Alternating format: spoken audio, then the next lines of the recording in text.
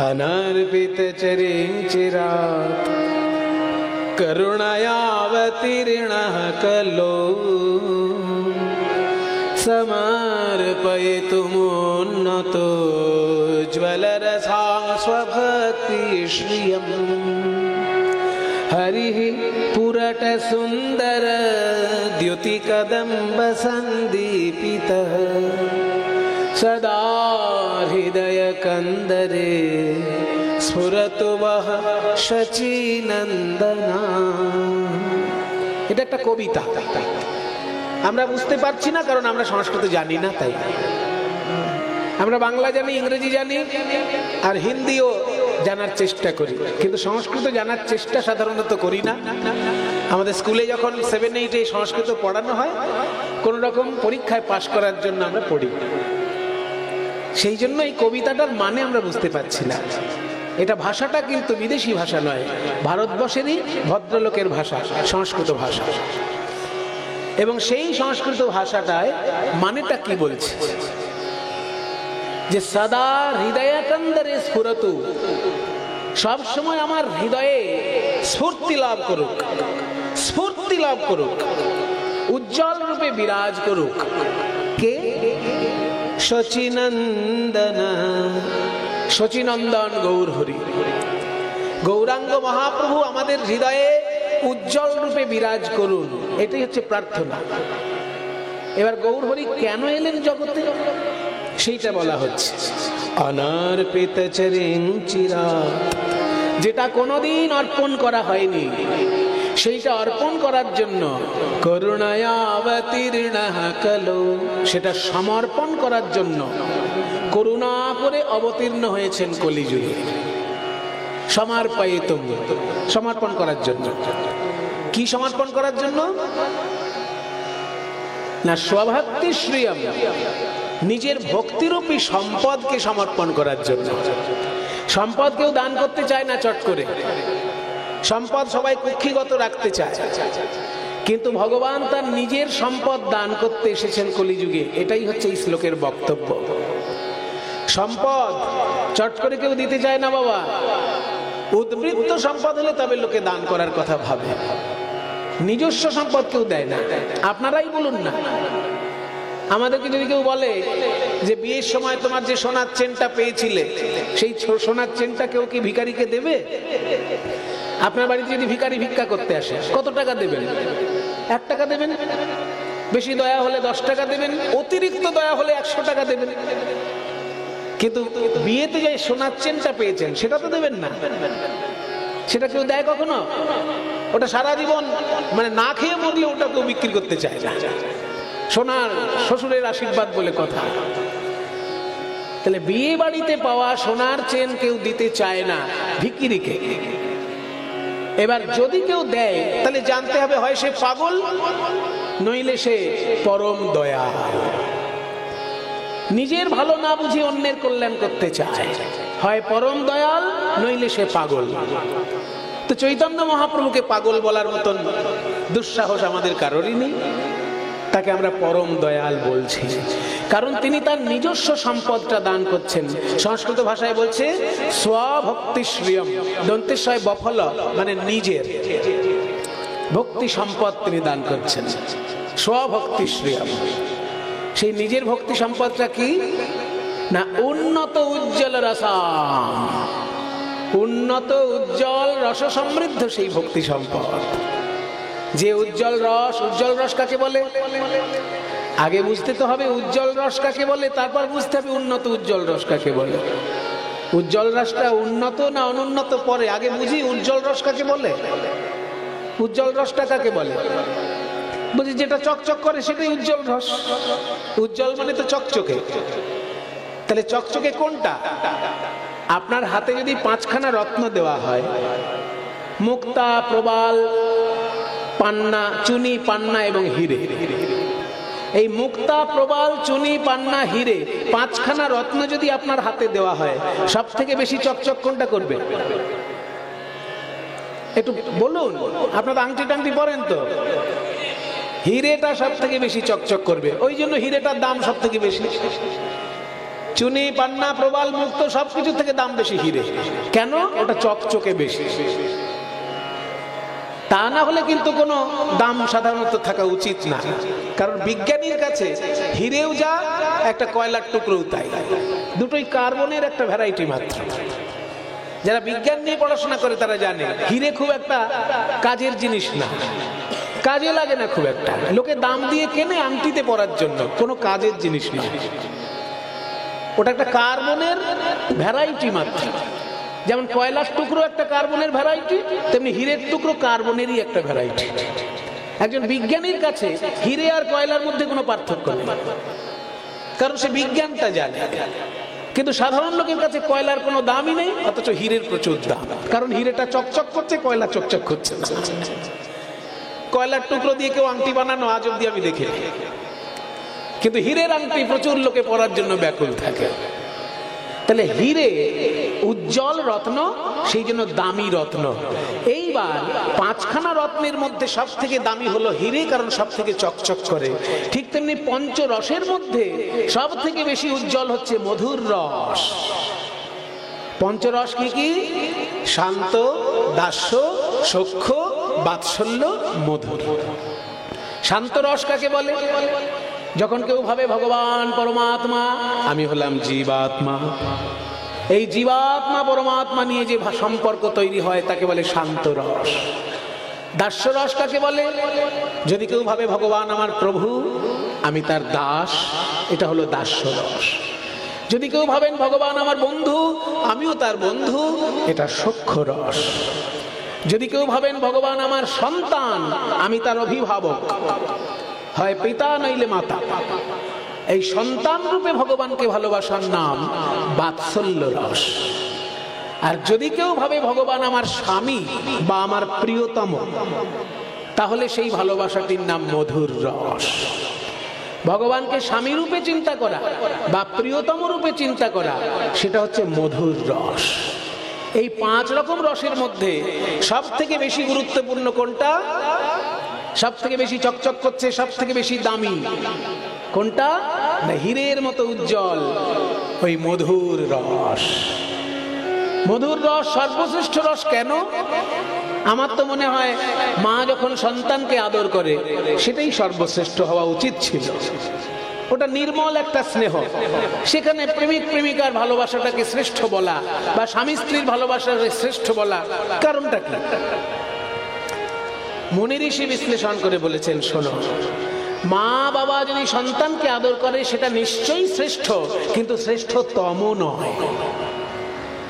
কারণ সেখানে সেবার সুযোগ পরিপূর্ণ মাত্রায় নেই, সেখানে অর্ধেক সেবার সুযোগ।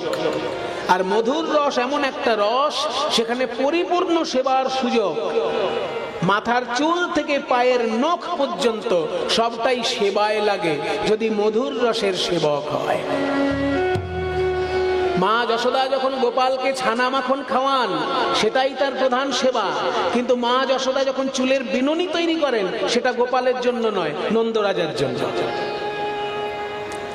মা যশোদা যখন পায়ে আলতা পরছেন, সেটা গোপালের জন্য নয়, নন্দরাজার জন্য। কিন্তু রাধারানী, তিনি যদি কিছু খাওয়ান, দধি দুগ্ধ ঘৃত ঘোলের সাজায় পশুরা, যদি গোবিন্দকে কিছু খাওয়ান, সেটাও তার সেবা। আবার তিনি যখন বিনুনি তৈরি করছেন, সেটাও তার সেবা। যখন পায়ে তিনি আলতা পরছেন, সেটাও কৃষ্ণ সেবা।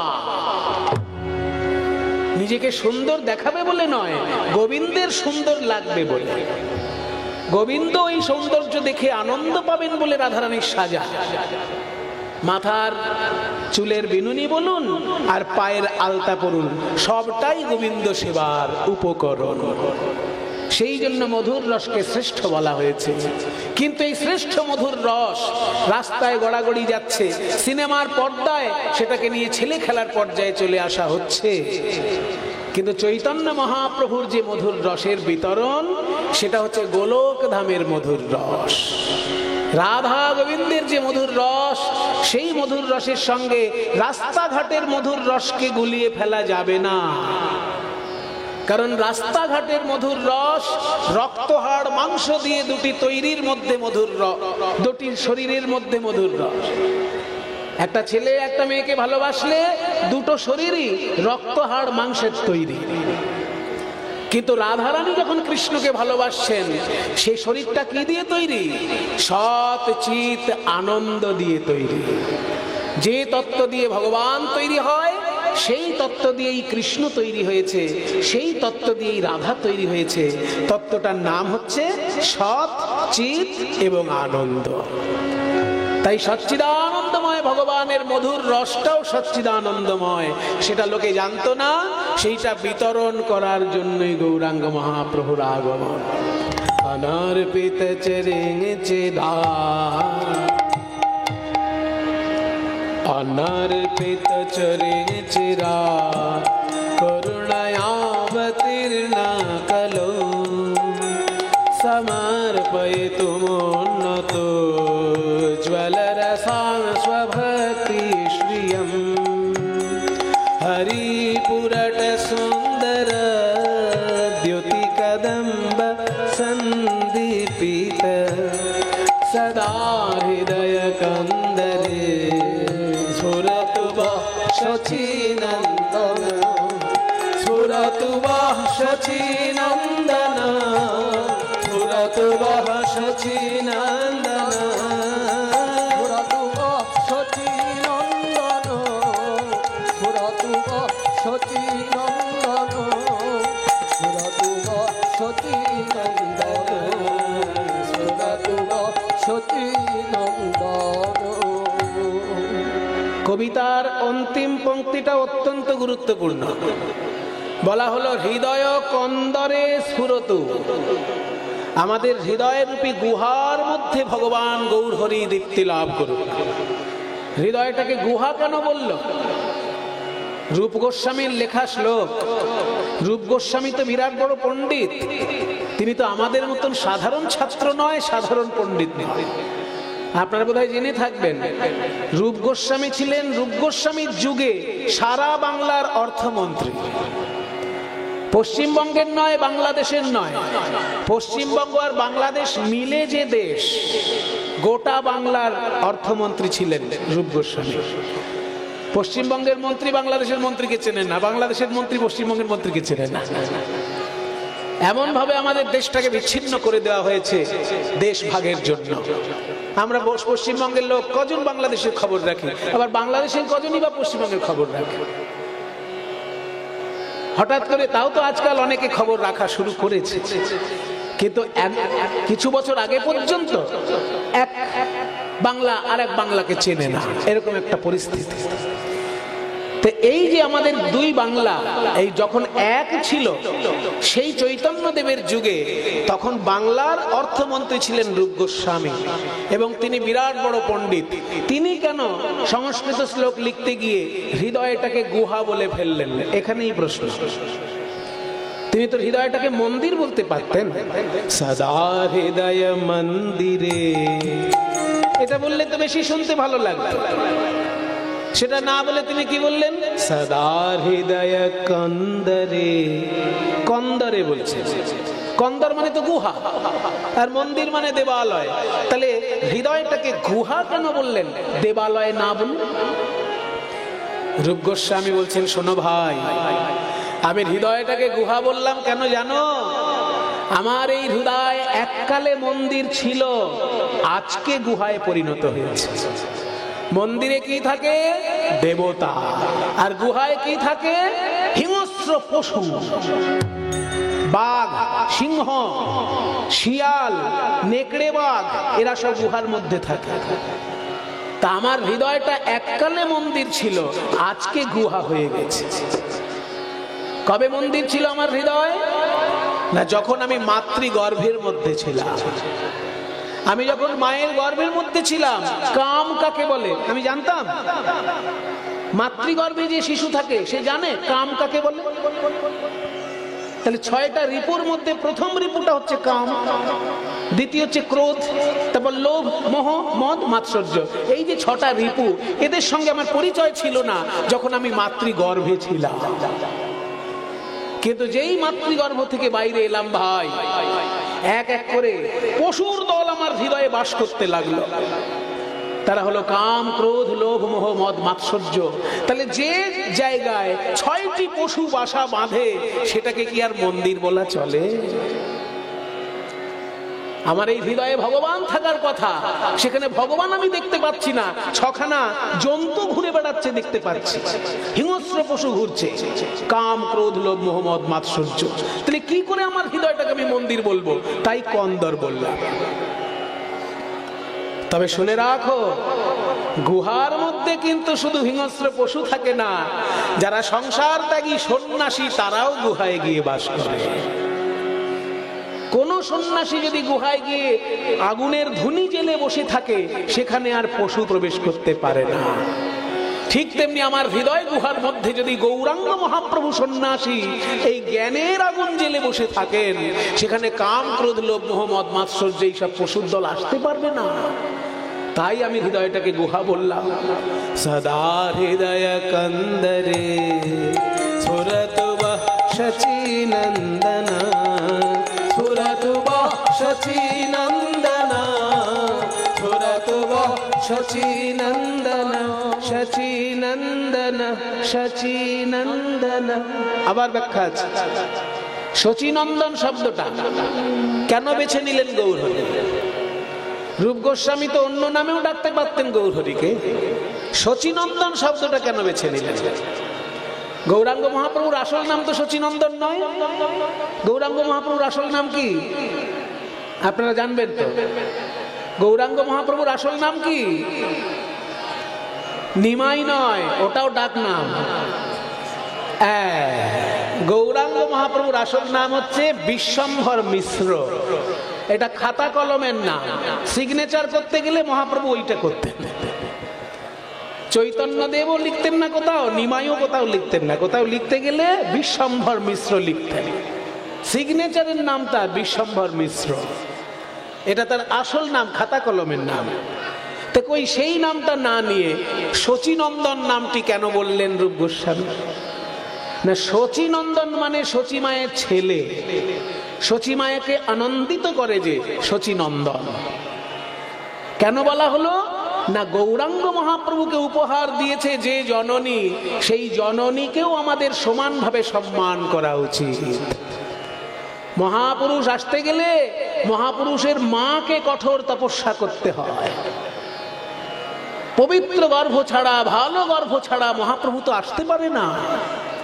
সেই জন্য শচী মায়ের কঠোর তপস্যার ফলে গৌরাঙ্গ মহাপ্রভু এসেছেন তার গর্ভ থেকে। সেই জন্য রূপ গোস্বামী বলছেন যে গৌরাঙ্গ মহাপ্রভুকে তো প্রণাম করবই, কিন্তু তাকে যার জন্য পেলাম সেই শচী মাকেও সমানভাবে প্রণাম জানাই।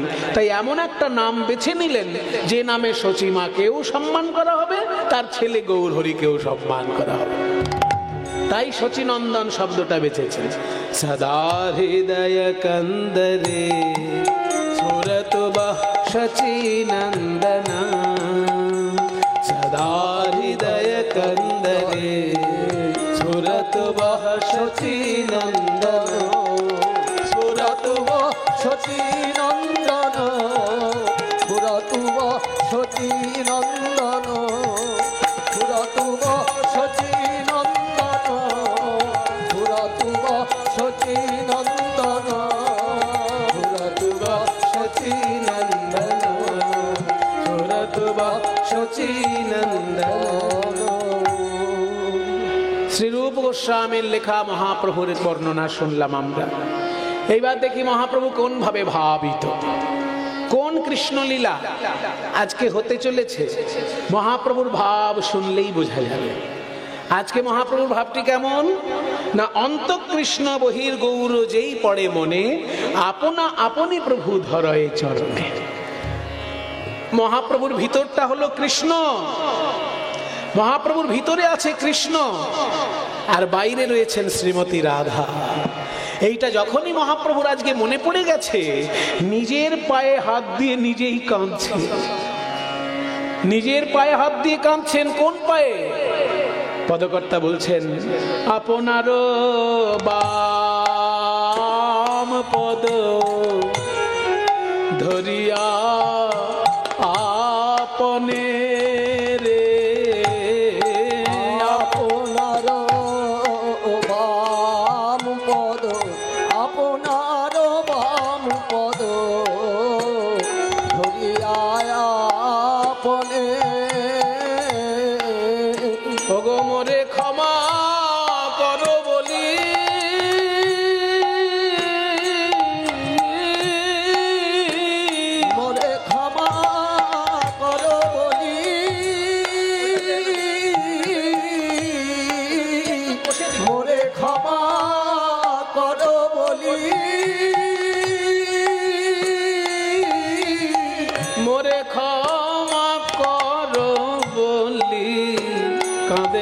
ঘনে ঘনে প্রভু আমার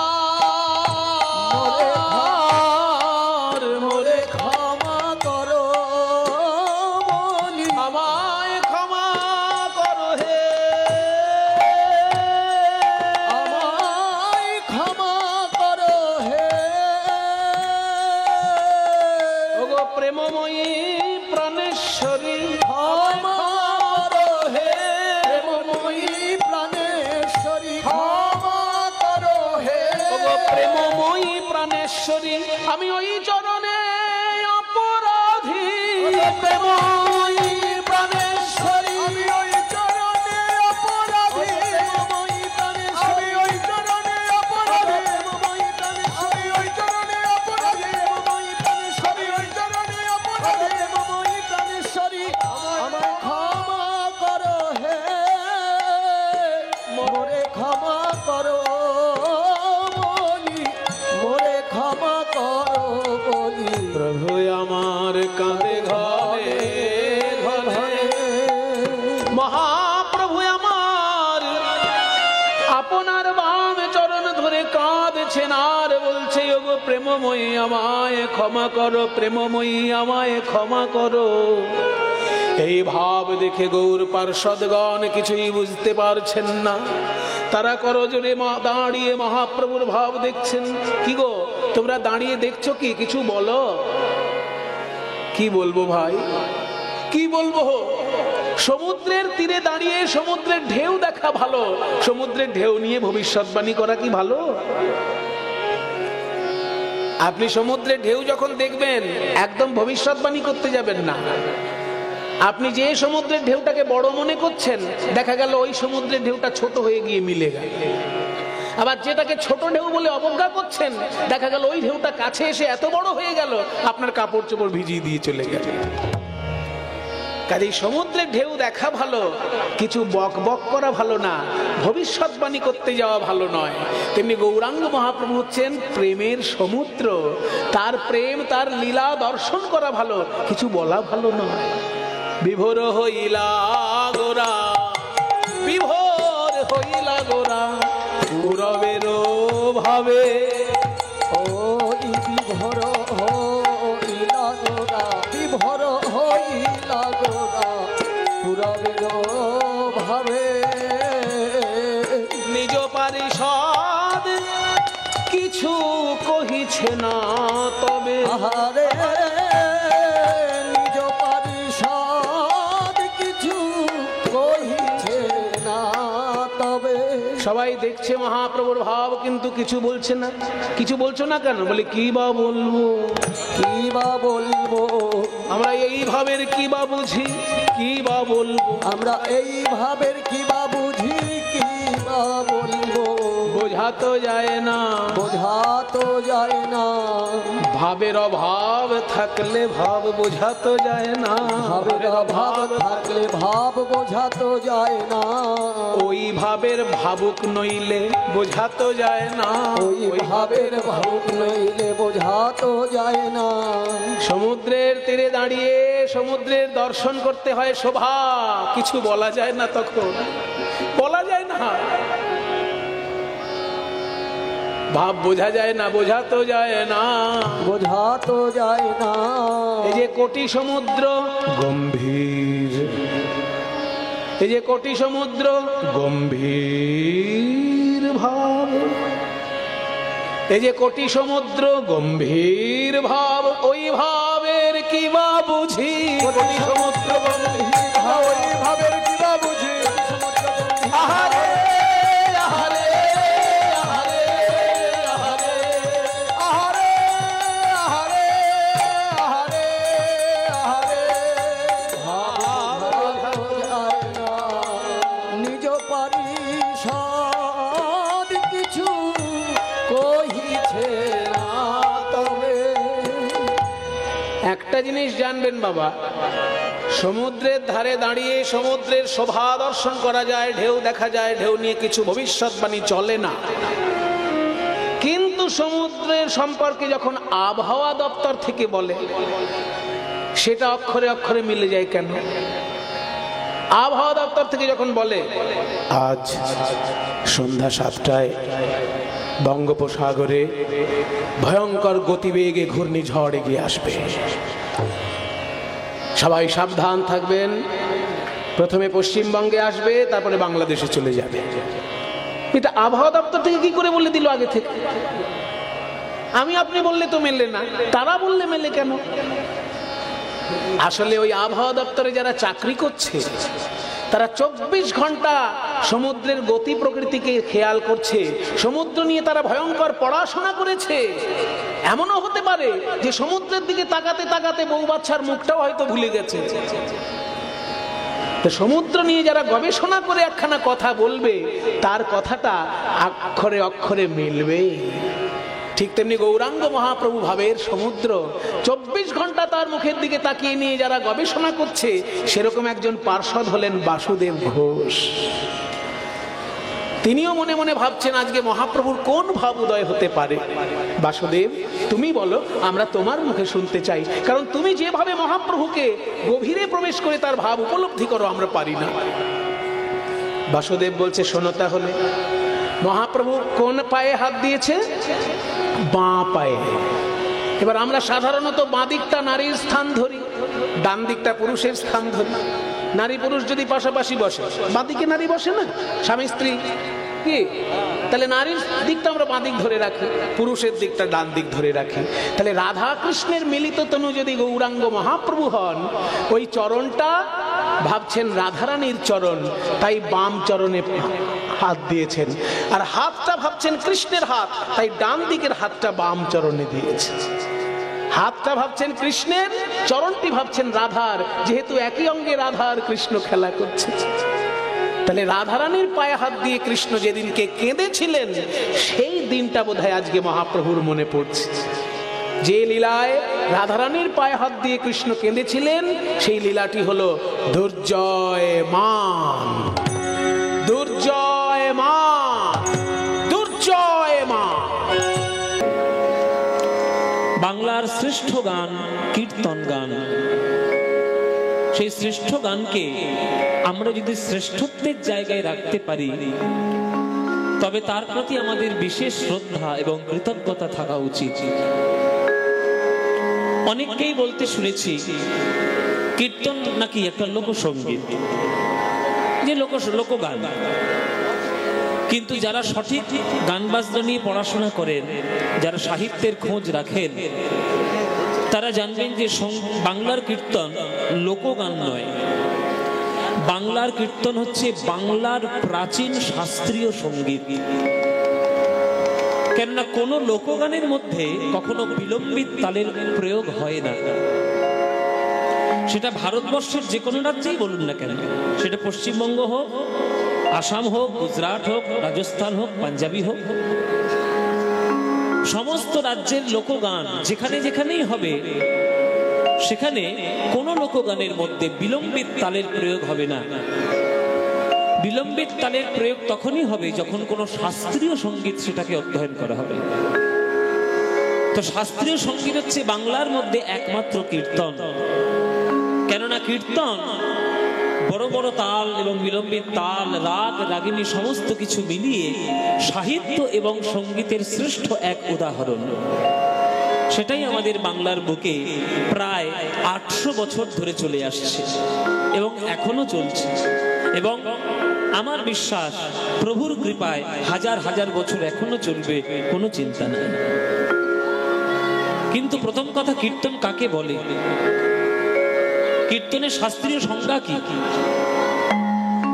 কীর্তনের শাস্ত্রীয় সংজ্ঞা হলো শাস্ত্রে লেখা যে ভগবান নাম রূপ গুণাদীনাং উচ্চৈ ভাষত কীর্তনম। ভগবানের নাম, রূপ, গুণ, লীলা উচ্চ স্বরে বর্ণনা করার নামই হলো কীর্তন। সে যে কোনো ভগবানেরই হোক না কেন, সে কালীও হতে পারে, কৃষ্ণ হতে পারে, শিব হতে পারে, ব্রহ্মাও হতে পারে। কিন্তু ভগবানের নাম, রূপ, গুণ, লীলা যদি আমি উচ্চ স্বরে বর্ণনা করতে পারি, তাহলেই হলো কীর্তন। আর এই যে সকল দেব দেবী, সকল ভগবান, তার মধ্যে শ্রেষ্ঠকে, তার মধ্যে শ্রেষ্ঠ হলো ভগবান শ্রীকৃষ্ণ। কেন? তাহলে বাকিগুলো শ্রেষ্ঠ নয়, উনি একমাত্র শ্রেষ্ঠ, এর শাস্ত্রীয় যুক্তি আছে। বাকি সমস্ত দেব দেবী আমাদের মানুষের মধ্যে, যতই আমরা ভালো মানুষ হই না কেন, সৎ মানুষ হই না কেন, একটি সৎ মানুষের মধ্যে, প্রকৃত মানুষের মধ্যে 50টার বেশি ভালো গুণ থাকতে পারে না। ম্যাক্সিমাম 50টা ভালো গুণ থাকবে, তবে সে আদর্শ মানুষ।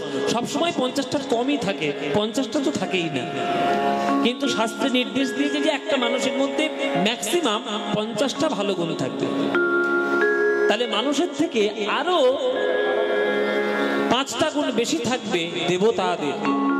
তাহলে দেবতা কত গুণে পরিপূর্ণ হলো? 50 আর 5 কত হলো? 55। তাহলে দেবতারা 55 গুণ বিশিষ্ট। আর এই দেবতাদের মধ্যে শ্রেষ্ঠ দেবতা যিনি, তিনি আরো 5টা গুণ বেশি তার মধ্যে। তাহলে দেবতাদের মধ্যে শ্রেষ্ঠ দেবতা ভগবান শ্রী বিষ্ণু। তাই ভগবানের মধ্যে, বিষ্ণুর মধ্যে 60খানি গুণ আছে।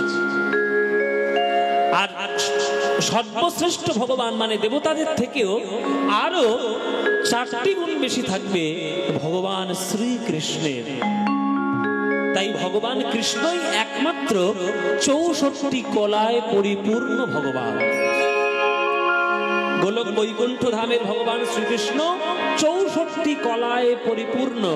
বাকি কোনো ভগবানই, কোনো দেবতা 64 কলায় পূর্ণ নয়।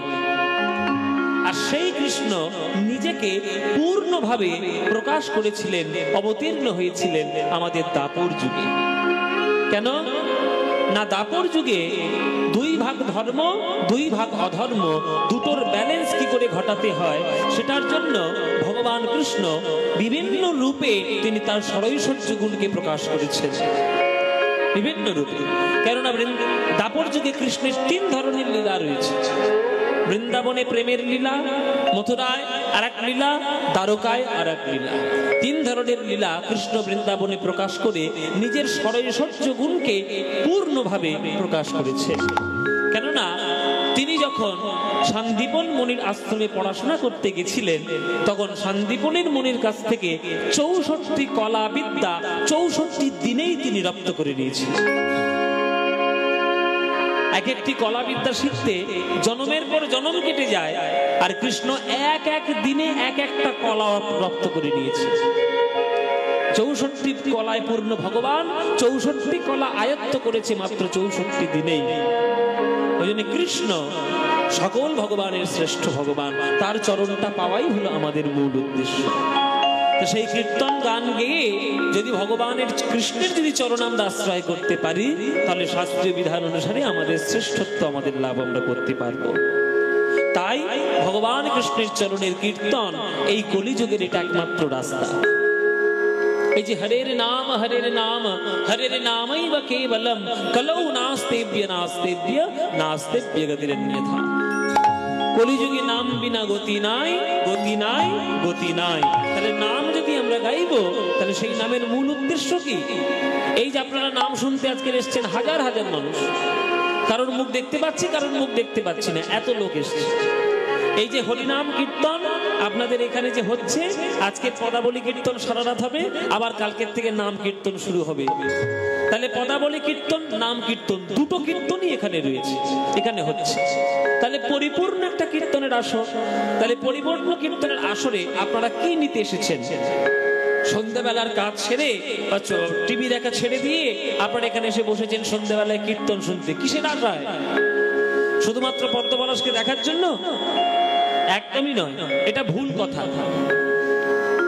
অনেকে বলে আপনাকে দেখার জন্য কত লোক এসছে। আরে আমাকে দেখবেন বলে কি এসছে? আমাকে দেখার জন্য না। আমি কি ভগবান নাকি? না আমি কোনো ফিল্মের স্টার না। আসলে আপনারা এসছেন কীর্তন শুনতে। তাহলে কীর্তনের শোনার মূল উদ্দেশ্য কি থাকা উচিত? কীর্তন শুনলে আমাদের কি লাভ করা উচিত? কেহ, শুনুন, শাস্ত্রে লেখা, চৈতন্য চরিতামৃতে লেখা, কেহ কহে নাম লইলে পাপ হয় ক্ষয়, কেহ কহে নাম লইলে স্বর্গ প্রাপ্তি হয়। ঠাকুর হরিদাস কহে নামের শুধু 2 ফল নয়, নাম লইলে কৃষ্ণ পদে মধুর প্রেমের উদয়। প্রেম, প্রেম যদি লাভ করতে পারেন তাহলে কীর্তন শুনে সার্থকতা হবে, আর যদি প্রেম না হয় তাহলে আপনার সার্থকতা হবে না।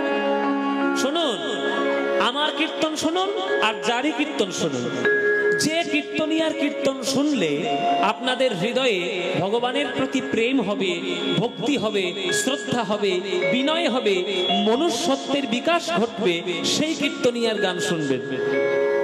আর যে কীর্তনিয়ার গান শুনলে ঝগড়া বেঁধে যাবে, দাঙ্গা বেঁধে যাবে, হৃদয়ের মধ্যে অসৎ ভাব আরো পরিপূর্ণ হয়ে উঠবে, আরো আপনি ঝামেলার মধ্যে জড়াবেন, তাহলে সে কীর্তন শুনে কোনো লাভ নাই।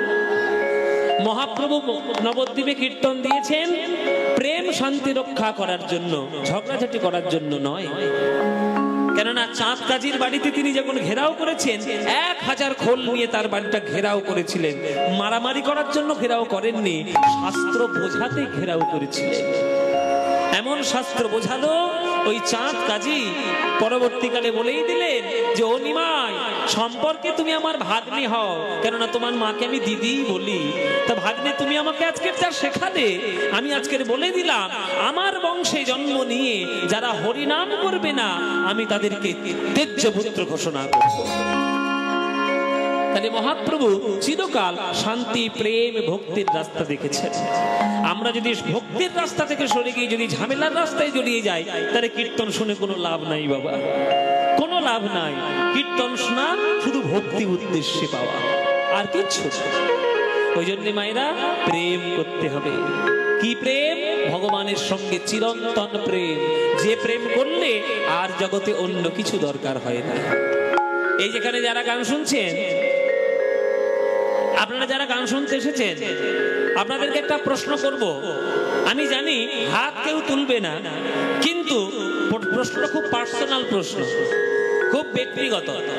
এখানে যারা গান শুনতে এসেছেন, যারা যারা প্রেম করেছেন তারা হাত তুলুন দেখি। কারা কারা প্রেম করেছে আমি দেখব। প্রেম কারা করেছেন? এই দেখো কয়েকজন তুলেছে, বেশিরভাগ তোলেনি। মায়েরা বলছে বাবা আমরা প্রেম করি আর না করি তাতে তোমার কি, তোমাকে কি বলতে যাব? আচ্ছা, আপনারা কিন্তু আমায় ভুল বুঝলেন। আমি কিন্তু প্রেম বলেছি মানে ওই সিনেমা সিরিয়ালের আই লাভ ইউ প্রেম বলিনি। আমি বলেছি জগতের শ্রেষ্ঠ প্রেম, ভক্ত আর ভগবানের চিরন্তন প্রেম, যে প্রেম পাওয়ার পর জগতের সকল কিছু ফিকে পড়ে যায়, সেই প্রেম। কৃষ্ণের সঙ্গে প্রেম করেছেন কারা? যারা যারা কৃষ্ণের সঙ্গে প্রেম করেছেন হাত তুলুন এইবার। যারা কৃষ্ণের প্রেম করেছেন, সবাই প্রেম করেছেন। তাহলে কৃষ্ণ আপনার সঙ্গে লীলা করছে বলে বাবা প্রেম তো করেছি, লীলা তো করতে আসছে না। আপনার সঙ্গে জীবনে কৃষ্ণ লীলা করবেন না। আপনারা প্রেম করেছেন একটাই কারণে, নিজের স্বার্থ সিদ্ধির জন্য। শুধু কৃষ্ণ মন্দিরে গিয়ে মাথা ঠুকেছেন, জায়গা দাও, জমি দাও, ছেলে দাও, মেয়ে দাও, চাকরি দাও, ব্যবসা দাও, টাকা দাও, পয়সা দাও। এই জন্যই ভগবানকে ভালোবাসেন, ওই জন্য ভগবান আপনার কাছে আসবেন। যারা সত্যিকারের প্রেম করেছে কৃষ্ণের সঙ্গে, তারা সারা জীবন চোখের জলে কেঁদেছে। আপনি সারা জীবন চোখের জলে কেঁদেছেন কি মায়েরা? আপনারা তো এতদিন ধরে কীর্তন শুনছেন, বলুন তো কৃষ্ণকে ভালোবেসে রাধারানী হেসেছেন বেশি না কেঁদেছেন বেশি? কি বাবা? কেঁদেছেন বেশি। মীরাবাই কৃষ্ণকে ভালোবেসে হেসেছেন বেশি না কেঁদেছেন বেশি? কেঁদেছেন বেশি। রামকে ভালোবেসে সীতা মা হেসেছেন বেশি না কেঁদেছেন বেশি? কেঁদেছেন বেশি। গৌরাঙ্গ মহাপ্রভুকে ভালোবেসে বিষ্ণুপ্রিয়া মা হেসেছেন বেশি না কেঁদেছেন বেশি? কেঁদেছেন বেশি। তাহলে বিষ্ণুপ্রিয়া কাঁদবে, মীরাবাই কাঁদবে, সীতা মা কাঁদবে, রাধা কাঁদবে, আর তুমি ফুর্তি করতে করতে ভগবানকে ডাকবে, হাসতে হাসতে ভগবান পাবে? জীবনে পাবে না, জীবনে। এই জীবনে কেন, হাজার হাজার জন্ম নিলেও পাবে না।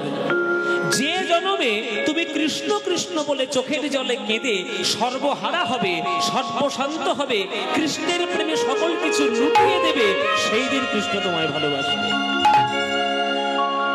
কেননা কৃষ্ণকে ভালোবাসা মানেই হলো সব কিছু হারিয়ে যাওয়া। সবকিছু হারিয়ে না গেলে ভগবানকে ভালোবাসা যায় না। যতক্ষণ দেখবেন আপনার ভরসা রয়েছে টাকা পয়সার, যে কেউ না দেখুক আমায়, টাকা পয়সা আমায় বাঁচাবে, ততদিন আপনি ভগবানকে ভালোবাসতে পারবেন না। আর যখন সর্বহারা হয়ে যাবেন, কিচ্ছু আপনার নাই, তখন শুধু বলবেন হে ভগবান তুমি ছাড়া এখন আমার আর কেউ নাই। ওই তখনই ভগবান ছুটে আসবে। কেননা কৃষ্ণ হলো চোর, বৃন্দাবনের 1 নম্বর চোর, বিশ্ব ব্রহ্মাণ্ডের 1 নম্বর চোর। ওই চোরটা আমাদের সকল কিছু চুরি না করে নিলে আমরা ভক্তি প্রেমে ধন্য হব না। তাই কাঁদতে শিখতে হবে। ওই জন্য রবীন্দ্রনাথ ঠাকুর গানের মধ্যে লিখেছে বাবা, সোজা কথায়, সখী ভাবনা কাহারে বলে,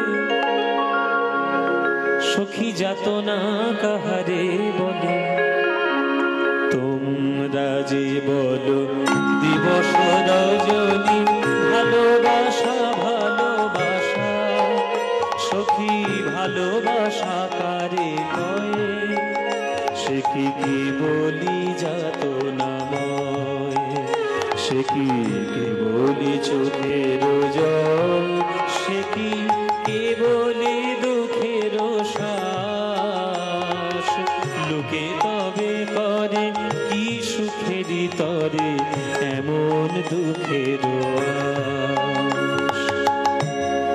একদম সোজা কথাই বলে দিয়েছি। সখী ভাবনা কাহারে বলে, যাতনা কাহারে বলে, তোমরা যে বলো দিবস রজনী ভালোবাসা ভালোবাসা, তা ভালোবাসা কারে কয়, সে কি কেবলই যাতনাময়, সে কি কেবল চোখের জল, লোকে তবে করে কি সুখের তরে এমন দুঃখের আশ। যে এতই যদি কান্না, এতই যদি দুঃখ, এতই যদি কৃষ্ণ বলে আমার কাঁদতে হয়, তাহলে কৃষ্ণকে ডাকবো কোন দুঃখে, কেন ডাকবো? কিন্তু তবুও কৃষ্ণকে ডাকতে যায়, তবুও কৃষ্ণকে লোকে ভালোবাসতে যায়। কেননা জানে ওই কৃষ্ণ বলে কাঁদার মধ্যে জগতের যে সুখ আছে, জগতের কোটি কোটি টাকার মালিক হলেও ওই সুখ কোনোদিন কখনো পাওয়া যাবে না। তাই কাঁদো কৃষ্ণ বলে। আমার কাছে তো সকলই শোভা, সকলই নবীন, সকলই বিমল, আমার কাছে তো সকলই শোভা, সকলই নবীন, সকলই বিমল, সুনীল আকাশ শ্যামল কানন, বিশদ জোছনা কুসুম কমল, সকলই আমারই মতো, তারা কে বলি হাসে, কে বলি গায়, হাসিয়া খেদিয়া মরিতে চায়, না জানে বেদন, না জানে রোদন, না জানে সাধের যাতনা যত।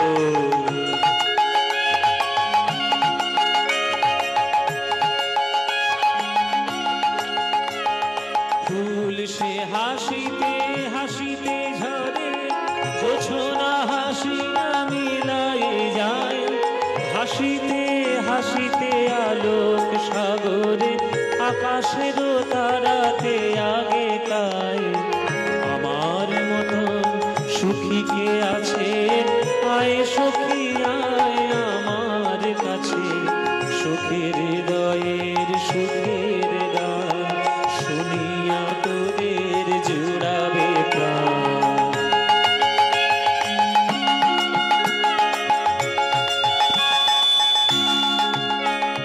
প্রতিদিন যদি কাঁদিবি কেবল, একদিন নয় হাসিবি তোরা, একদিন নয় বিষাদ ভুলিয়া, সকলে মিলিয়া গাহিব মোরা। ভাবনা কাহারে বলে, সখী যাতনা কাহারে বলে, তোমরা যে বলো দিবস রজনী ভালোবাসা ভালোবাসা, সখী ভালোবাসা কারে কয়, সে কি কেবলই যাতনাময়, সে কি কেবলই যাতনাময়, সে কি কেবলই যাতনাময়। রবি ঠাকুরের গান, রবীন্দ্রনাথ ঠাকুরের গানের মধ্যে যে ভাব আর যে সাহিত্য লুকানো, সেটাকে পড়াশোনা না করলে ওইগুলো বোঝা যায় না, ওর গানের মধ্যে ঢুকতে হয়। ও মায়েরা, ঘরের বাইরে থেকে দেখলে বোঝা যায় না যে ঘরের ভেতর কি আছে, ঘরের মধ্যে ঢুকে প্রবেশ করতে হয়। তেমনি রবীন্দ্রনাথ ঠাকুরের গান শুধু শুনলে ভালো লাগলে হবে না, ভেতরে যে কথাগুলো কি বলেছেন ওগুলোকে বুঝতে হবে, তবেই ভালো লাগবে, তবেই আসল কথা। তাই ভগবানের সম্বন্ধে আপনারা যদি জানতে চান, তাহলে প্রেম যদি আপনার হয় তবেই আপনি ভগবানকে ভালোবাসতে পারবেন, তাছাড়া ভগবানকে ভালোবাসার রাস্তা নাই। তাহলে কীর্তন শুনলে আমাদের কি লাভ হবে? প্রথম লাভ হচ্ছে চেতো দর্পণ মার্জনম। চেতো মানে চিত্ত, মন রূপী দর্পণকে ঘষে মেজে পরিষ্কার করে দিতে পারে আমাদের হরিনাম। এটা হচ্ছে 1 নম্বর লাভ। 2 নম্বর লাভ কি? ভব মহানামাগ্নি নির্বাপনম। সারা বিশ্ব সংসারের হিংসা এক নিমেষে নিভিয়ে দিতে পারে একমাত্র হরিনাম। 2 নম্বর। 3 নম্বর লাভ কি? শ্রেয় কৈরব চন্দ্রিকা বিতরণ। প্রত্যেকটি মানুষের মঙ্গল রূপী শালুক বিকশিত হবে যদি সে সঠিক হরিনাম শুনতে পারে। 3 নম্বর। 4 নম্বর লাভ কি? বিদ্যাবধূ জীবনম। বিদ্যাবধূর জীবন স্বরূপ হলো কীর্তন, মানে সঠিক কীর্তনের মধ্যে আসল বিদ্যা রয়েছে। এবার এই কথা মনে করে কেউ যদি কীর্তন শুনে মাধ্যমিক পরীক্ষা দিতে যায়, সে পাস করতে পারবে? মায়েরা বলবে তুমি কি কীর্তন সেখানে, কই মাধ্যমিকটাই তো পাস করতে পারলো না। শোনো, মাধ্যমিক পাস করলে জাগতিক বিদ্যা লাভ করবে, উচ্চ মাধ্যমিক পাস করলে জগতের বিদ্যা লাভ করবে, আর কীর্তনের মধ্যে লাভ করবে পারমার্থিক বিদ্যা, যে বিদ্যা লাভ করলে আর জগতের কোনো বিদ্যার প্রয়োজনই নাই। বলুন, রামকৃষ্ণ ঠাকুর কোন ইউনিভার্সিটি থেকে পিএইচডি করেছে? বলুন দেখি। রামকৃষ্ণ ঠাকুর তার মধ্যে কোন ইউনিভার্সিটির পিএইচডি করা ছিল? কিচ্ছু করেননি, কিন্তু তার মতো জ্ঞানী, তার মতো শিক্ষিত, তার মতো ব্রহ্মজ্ঞানী আর এই জগতে দ্বিতীয় নাই। তাই তিনি শুধু রামকৃষ্ণ নন, তিনি পরমহংস শ্রীরামকৃষ্ণ দেব। কেন না, হাঁস যেমন রাজহংস যারা হয় দুধ আর জলে মিশিয়ে দিলে শুধু দুধটাই টেনে নেয়, জল পড়ে থাকে, তেমনি ভগবান শ্রীরামকৃষ্ণ, ঠাকুর শ্রীরামকৃষ্ণ আমাদেরকে শুধুমাত্র প্রেম দিয়েছেন, সংসারের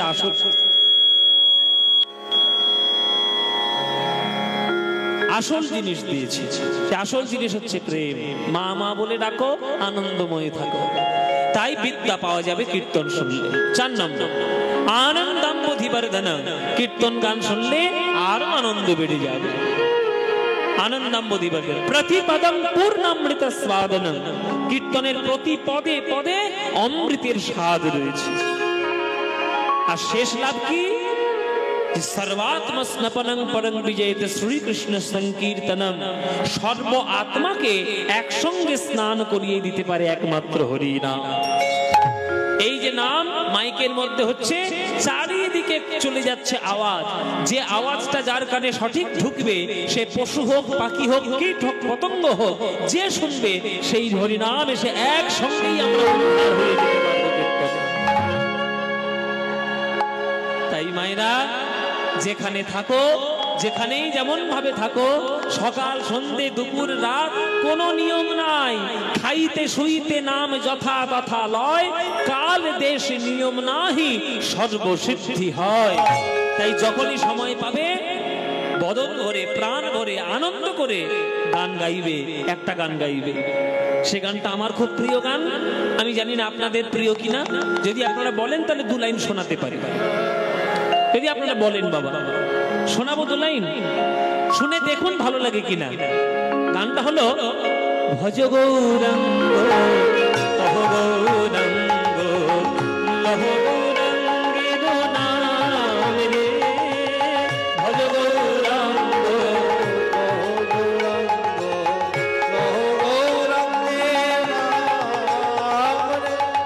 এই গানটা ভালো লাগে? হ্যাঁ, সত্যি বলছো ভালো লাগে? ও মায়েরা, সিরিয়ালের দিব্যি, দিব্যি না দিলে কথা শুনে না তো কি করবো? সত্যি বলছো তো? তাহলে ভজ গৌরাঙ্গ কহ গৌরাঙ্গ লহ গৌরাঙ্গের নাম রে, এই গানটা আমাদের প্রত্যেকটা বাঙালির মনের মতো গান। হ্যাঁ, তাই গান যখন ভালো লাগে, এখানে তোমরা দেখতে পাচ্ছি মোটামুটি যা অবস্থা, এখানে বাবাদের সংখ্যা থেকে মায়েদের সংখ্যা একটু হলেও বেশি, অনেকটাই বেশি। তা মায়েরা, তোমরা সন্ধ্যায় কাজকর্ম ছেড়ে যখন কীর্তন শুনতে এসেছো, এই গানটি ভজগৌরাঙ্গ গানটি তোমাদের যাদের যাদের ভাল লাগে না, একবার উলুধ্বনি দাও জোরে।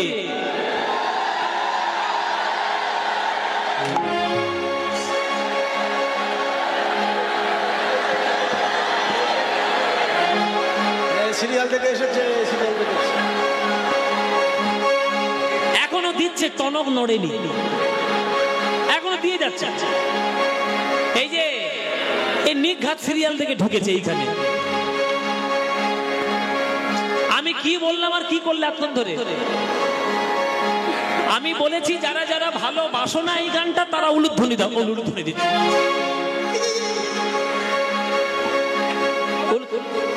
বলে বলে জিভ ফসকে বেরিয়ে গেছে। বাবা কি করবো, জিভ ফসকে যখন বেরিয়ে গেছে, সুযোগ আমি আরেকবার দিচ্ছি।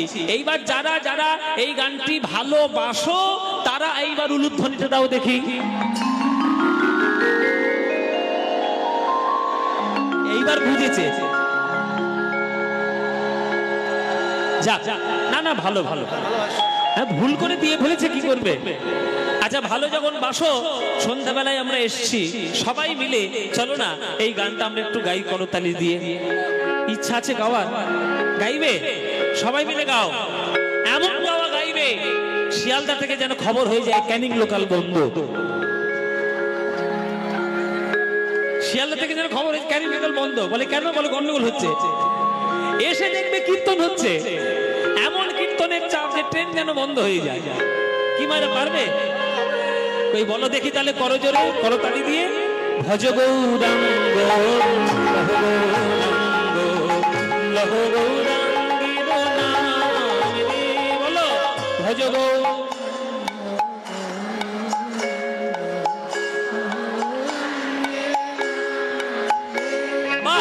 ভজ গৌরাঙ্গ কহ গৌরাঙ্গ লহ গৌরাঙ্গীর নাম রে, বলো ভজ।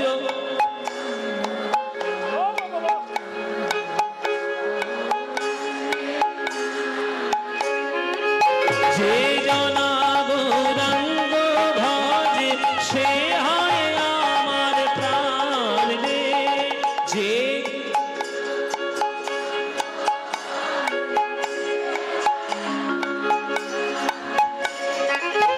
প্রভাতে কালে গৌরাঙ্গ, যে বলে একবার রে, প্রভাত কালে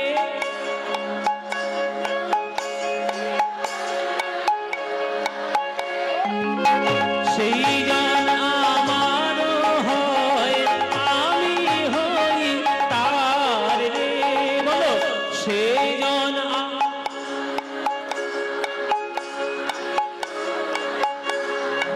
এবার হাত তুলে ভজ গৌরাঙ্গ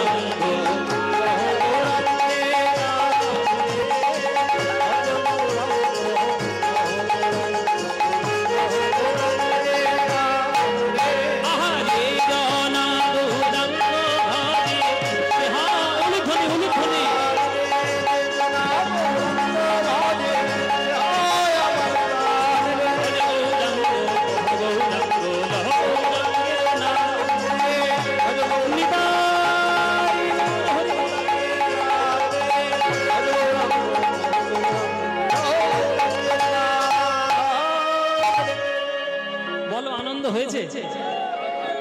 হয়নি? এই আনন্দ কোথাও পাবে? এই আনন্দ পেতে গেলে প্রতি বছর এইখানে কীর্তন শুনতে আসতে হবে।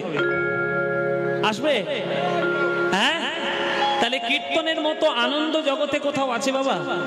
এই আনন্দ কে দিয়েছে? এই আনন্দ দিয়েছে শ্রীকৃষ্ণ চৈতন্য মহাপ্রভু। প্রভুর থেকে আনন্দ আর কেউ দিতে পারেনি। হ্যাঁ, তাহলে প্রত্যেক বছর আপনারা কীর্তন শুনবেন, আর তার ব্যবস্থাপনা আপনাদের কোনো চিন্তা নেই। কমিটিটা দায়িত্ব নিয়েছে। কমিটিটা বলছে চারিদিকে যতই কষ্ট হোক না কেন কীর্তন আমরা ঠিক করাবো। এখন কথা হলো, কলিযুগে আমরা জন্ম নিয়েছি, এই কলিযুগের একটা বৈশিষ্ট্য হলো যে যারাই কলিযুগে জন্ম নেবে তাদের প্রথম বৈশিষ্ট্য হবে ধর্ম থেকে তারা দূরে থাকবে। এটা বৈশিষ্ট্য। এটা আপনার হাতেও কিচ্ছু নেই, আমার হাতেও কিচ্ছু নেই। আমি হাজার চেঁচালেও হবে না, আপনি হাজার চেঁচালেও হবে না। যারা ধর্ম পালন করার তারা করবে, বেশিরভাগ মানুষ অধর্ম আচরণ করবে। এটা কলিযুগেরই বৈশিষ্ট্য। দেখবেন আপনার পাশের বাড়ির লোক দেখবেন কীর্তন শুনে সারাক্ষণ কেঁদে যাচ্ছে, আর বাড়িতে গিয়ে ঝগড়া শুরু করেছে। তোর দাওয়ার জল আমার দাওয়া এলো কেন, তোর নারকেল গাছের ডাল আমার ঘরের চালে পড়লো কেন। তাহলে এতক্ষণ ধরে কীর্তন শুনে যে হাউ হাউ করে কাঁদছে, তাহলে ন্যাকামো সবগুলো ন্যাকামো, সব করে কোনো লাভ আছে? এটা হচ্ছে প্রথম কথা, যে যারা করবে তারা অধর্ম করবে, যারা করবে তারা ধর্ম করবে। কিন্তু আমাদের দায়িত্ব হলো আসল জিনিসগুলোকে বাঁচিয়ে রাখা। এই কর্তৃপক্ষরা এত বিরাট বড়, এত সুন্দর করে প্যান্ডেল, লাইট, মাইক, তাও আবার পদাবলী কীর্তন এবং নাম কীর্তন, দুই ধরনের কীর্তন তারা সম্পূর্ণভাবে আয়োজন করেছেন। মহাপ্রভুর দেখানো পথ এই কমিটি একেবারে গোটা পূর্ণ করেছে। যেমন মহাপ্রভু নাম কীর্তন দিয়েছেন পূর্ববঙ্গে, তাই পূর্ববঙ্গে নাম কীর্তন সব থেকে বেশি প্রচলিত। আর মহাপ্রভুর প্রভাবে পদাবলী কীর্তন সব থেকে বেশি হয়েছে পশ্চিমবঙ্গে, তাই পালা কীর্তন পশ্চিমবঙ্গে সব থেকে বেশি। কিন্তু এইখানের আসরে এখানে এরা একটা দিন ধরে গোটা যেমন পদাবলী কীর্তনও করাচ্ছে, আবার একটা গোটা দিন ধরে তারা নাম কীর্তনও করাচ্ছে। তাহলে একটা আসরে এসে আপনার নামও পাবেন, পদাবলীও পাবেন, সঙ্গীতও পাবেন, সাহিত্যও পাবেন, গোটা পাবেন কীর্তনকে। তাই এরা এত সুন্দর কষ্ট করে আপনাদের কাছে আনন্দ করে, তারা একটাই তাদের উদ্দেশ্য যে মানুষের মঙ্গল হোক, মানুষের কল্যাণ হোক, হরিনাম সবাই গ্রহণ করুক, হরিনামের মধ্যে সবাই ডুবে থাকুক। তার জন্য আমাকে এই কর্তৃপক্ষরা বলেছে যে দাদা আপনি যদি একটু আসরে বলে দেন, আমার তাদের তরফ থেকে আপনাদের কাছে আমার হাত জোড়ো করে প্রার্থনা যে আপনাদের কাছে মহাপ্রভুর দেখানো রাস্তায় এরা ভিক্ষার আঁচল পেতে হয়তো যাবে, যদি যায় আপনারা তাদের যেন বঞ্চিত করবেন না, আপনারা প্রাণ ভরে তাদেরকে সাহায্য করবেন। আর হরিনাম সংকীর্তন যাতে বাংলার মধ্যে চিরকাল এইভাবে বেঁচে থাকে তার জন্য আপনারা আশীর্বাদ করবেন। কেননা জেনে রাখুন, যদি বাংলার বুক থেকে কখনো কোনো কারণে কীর্তন নামক বস্তুটি মুছে যায়, তাহলে সেই দিন বাঙালি জাতির চরম সর্বনাশ ঘটবে। এটা বলে দিয়ে গেলাম, এটা ভবিষ্যৎবাণী আমার নয়, বড় বড় শাস্ত্রজ্ঞদের, বড় বড় ঋষিমুনিদের। কেননা কীর্তন প্রত্যেকটি মানুষের শান্তির জায়গা, সেইটাই যদি আপনি নিভিয়ে দেন তখন কিন্তু মানুষ চারিদিকে ছটফট করে বেড়াবে, শান্তির জায়গায় কিছু পাবে না। ওই জন্যে আপনারা তাদেরকে প্রাণ ভরে আশীর্বাদ করবেন আর লীলা আস্বাদন করবেন হরিনাম সংকীর্তনে। তাই হরিনাম বিনা জগতে কোনো গতি নাই, কলি যুগে বিশেষ করে নাম ছাড়া গতি নাই। হরিনাম হরি হরি বলো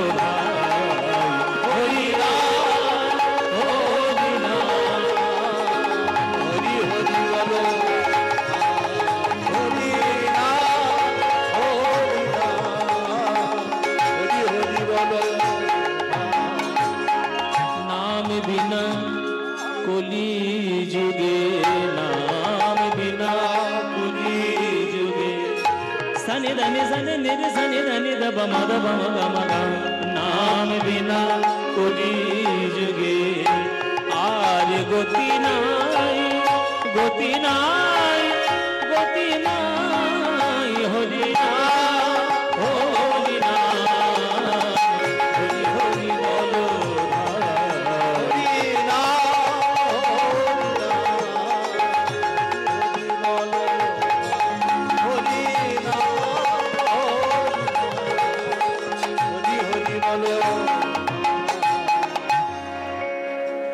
যারা জাগতিক লোক, যারা অধার্মিক লোক, তারা বলবে কীর্তন করলে কি হবে, পেটের ভাগ হবে, কীর্তন করলে ইনকাম হবে, কীর্তন শুনে হরিনাম শুনে আমাদের কিছু হবে, কোন উন্নতি হবে? তাদের একটা গল্প পড়ার খুব দরকার। রবীন্দ্রনাথ ঠাকুরের গুপ্তধন পড়ো। রবীন্দ্রনাথ ঠাকুরের একটা গল্প আছে, ছোট গল্প, গুপ্তধন। গুপ্তধনটা পড়ো।